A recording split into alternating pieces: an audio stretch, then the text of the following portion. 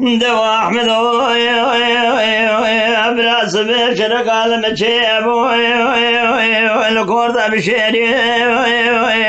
الرقي جميع حلزي البرواج زلي البلي على كودسي الدلابي سيردي شركري مالا بابي مربنا خذي إلو شردوار بدوار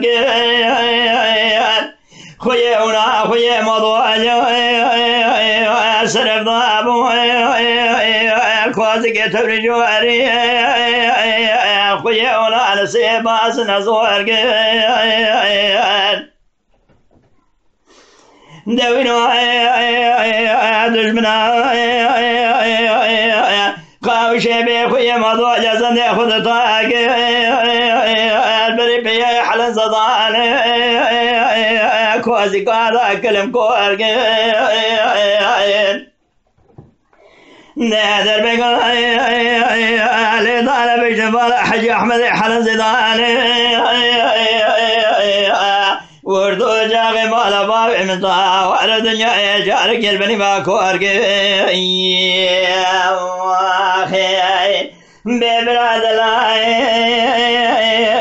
احمد الله دبار خلدي دوكي بخويا شابنيا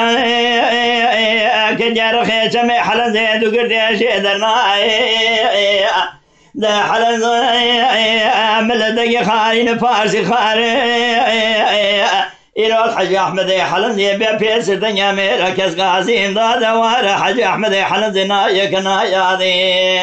أخي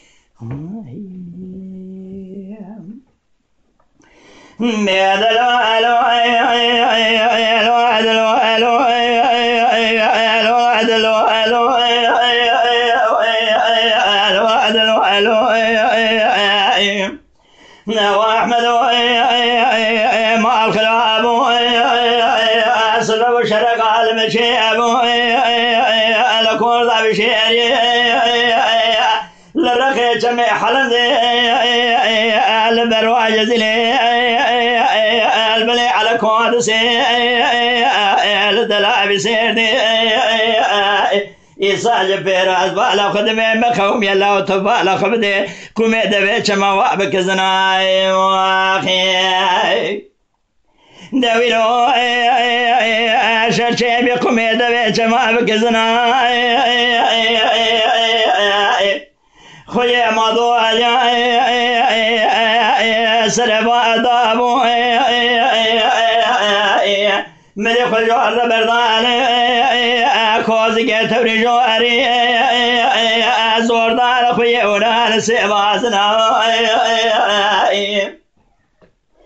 نادر بقي لبجن بالا حج احمد حلن زيدان شيبار خذي دمال اقرابي خذي ما هي بيجود جناي بيدنا حج احمد وانا ابرانا